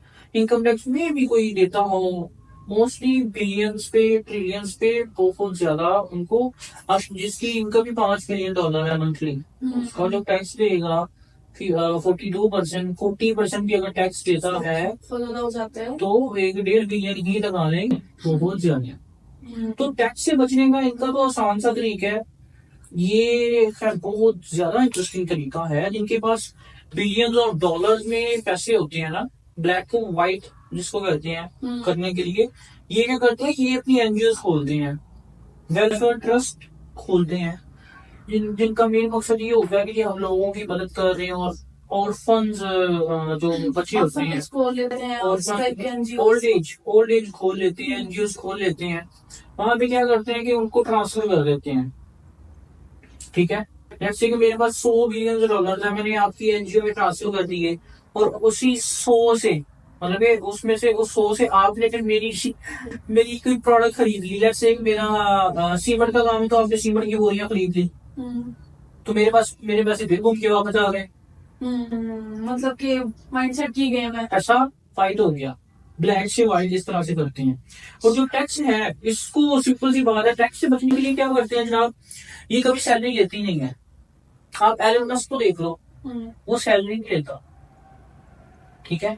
बिल गेट्स अपनी कंपनी से सैलरी नहीं लेता, इनकम नहीं लेता।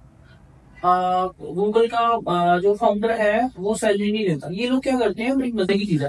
अक्सर आपने ये भी सुना होगा कि यार फलाना बंदा था वो तो 1 रुपया सैलरी लेता है, वो तो 20,000 सैलरी लेता है। ये चीज तो प्राइम मिनिस्टर को रहना देते हैं, फलाना बंदा था एक सरकारी ओहदे का, लेकिन ये तो बड़ी बंदा कम सैलरी लेते हैं, ये तो बड़ा नेक बंदा है। तो इस तरह से नहीं होता। ये सैलरी लेते हैं, ये सैलरी नहीं लेते, ये अपना हिस्सा लेते हैं शेयर्स की सूरत में। ये शेयर्स लेते हैं। लेट्स से कि एप्पल का जो फाउंडर है, जो उसका मालिक है, वो वहां से तो डायरेक्ट पैसे लेगा प्रॉफिट से। लेट्स से कि एप्पल को 100 करोड़ का फायदा होगा, 100 करोड़ में से वो डायरेक्ट वो लेगा तो वो हो जाएगी उसकी इनकम। तो इनकम पे टैक्स लगेगा, इनकम टैक्स। बिल्कुल। इस चीज से बचने के लिए वो 100 करोड़ के कैश नहीं लेगा, पैसा नहीं लेगा, वो शेयर्स लेगा। शेयर को जब उसको खुआएगा बैंक पे, बैंक उसको लोन देगा। मैम लोन पे टैक्स नहीं होता। दिस इज अमेजिंग, क्योंकि वो यहाँ पे भी खेल रहे हैं। और इसके आगे बड़ी गेम है, इससे आगे बड़ी गेम है। लोन लिया 5% इंटरेस्ट पे उसने, ठीक है। अब उसको पता है कि मेरी एक वेल नोन कंपनी है जिसके स्टॉक बढ़ने ही बढ़ने हैं। लेट्स से कि उसने एक साल के लिए लोन लिया, 1 महीने के लिए लोन लिया, तो 5-6% जिसने बैंक को देना है ना, वो उल्टा उसके पैसे पे वहां पे पड़े पड़े ही, जब लेट्स से 10% उसकी वैल्यू इंक्रीज हो नहीं पे रहते हुए, तो 5% बैंक को भी दे दिया, उसको फिर भी फायदा हो गया लोन लेके। लोन पे तो वैसे टैक्स नहीं होता। ये सारा से बच गया। ये सारा सिनेरियो है। बहुत अमेजिंग। मैंने बोला था कि रिच लोग वहां पे सोचते हैं जहाँ पे हम गुमान ही नहीं कर सकते। हम लोन जो लेते हैं ना बैंक से, आपने अक्सर सुना होगा, जो बड़ी कंपनी है ना वो बैंक से लोन लेती है। लेते हैं लोग, बहुत सारी कंपनीज, एप्पल, टेस्ला, इंडिया में जो कंपनीज है सारी बैंक से लोन लेती है। पाकिस्तान में भी 1-2 कंपनीज है फैशन वॉर्स के नाम से, जहाँ पे मैं जॉब भी करता था। इनका बहुत बड़ा नेटवर्क है। और हमें जब जॉब कर रहा था, मैं कहता था यार क्या कंपनी है, कर्जे पे कंपनी चल रही है। हम मजाक उड़ाते थे। मैं फैशन वॉर्स तो कर्जे पे चल रही है, बैंक से लोन लेते हैं, लेकिन हम वो कर्जे से गाड़ी ली, उसने गाड़ी को 1 साल यूज किया, उससे पैसे कमाए, उसके बाद गाड़ी बेची, बैंक वाले को पैसा दे दिया। फ्री के पैसों से उसने बहुत सारा पैसा कमा लिया और बैंक को भी दे दिया। जो गाड़ी में एंजॉय कर ली, गाड़ी से उसका एसेट बन गया ना, रोड पे चलेगी तो इस तरह से बड़े लोग मैं बहुत आगे की सोचते हैं। उनको ना बेसिकली क्लियर है कि पैसे को कैसे यूज करना, जो कि हमें क्लियर नहीं है। मैम सबसे बड़ी बात, उनका माइंड क्लियर है पैसों के मतलब, फाइनेंस से मतलब वो मास्टर है इस चीज में। आप इंग्लिश में मास्टर हो, आप मैथ्स में मास्टर हो ना, वो पैसे में मास्टर है। और इंग्लिश में मास्टर वाले से पैसे नहीं कमा सकते, वो तो वही जॉब भी करनी है ना जाके मास्टर करके।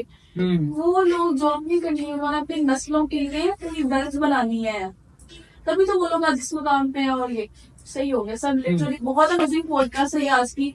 और आई एम सो थ्रिल्ड कि इतनी सारी नॉलेज हमें मिली है, इतनी सारी चीजें हमें पता चल गई जो कि हमें गुमान भी नहीं था। तो thank you so much sir आपके आज के टाइम के लिए। और हमारे व्यूवर्स जिनको टारगेट दिया गया है, आपने टारगेट जरूर कंप्लीट करना है, इस पॉडकास्ट को कंप्लीट देखना है और कमेंट्स में बताना है कि ऐसी पॉडकास्ट आप लोगों के लिए ताकि हम करें। हमें कमेंट्स में आप लोग बताएंगे, उस हिसाब से ही हम नेक्स्ट पॉडकास्ट अपनी सेटअप करेंगे। तो नेक्स्ट पॉडकास्ट के लिए रेडी रहिएगा और इसी तरह हमें अपना प्यार देते रहें, लाइक्स और कमेंट्स और शेयर करते रहें ताकि ये नॉलेज और लोगों तक भी पहुंचे। सिर्फ एक जगह स्टक ना रहे। जितनी अच्छी आपको नॉलेज मिलती है, आपने इसको दूसरों तक भी पहुंचाना होता है ताकि और लोग भी इससे फायदा उठाएं, उनको भी फाइनेंशियल नॉलेज हो, फाइनेंस के मुताबिक नॉलेज हो। और सब्सक्राइब आपने इस चैनल को जरूर करना है, क्योंकि आप सब्सक्राइब करेंगे तो नेक्स्ट पॉडकास्ट की जो अपडेट होगी वो आपको जरूर मिलेगी। तो सब्सक्राइब करना, लाइक करना, शेयर करना ना भूलिएगा। और इसी तरह हमारे साथ बने रहे हमारी नेक्स्ट पॉडकास्ट में इजी लाइफ टॉक्स के साथ with your favorite host Mahmood Khalid. Thank you so much.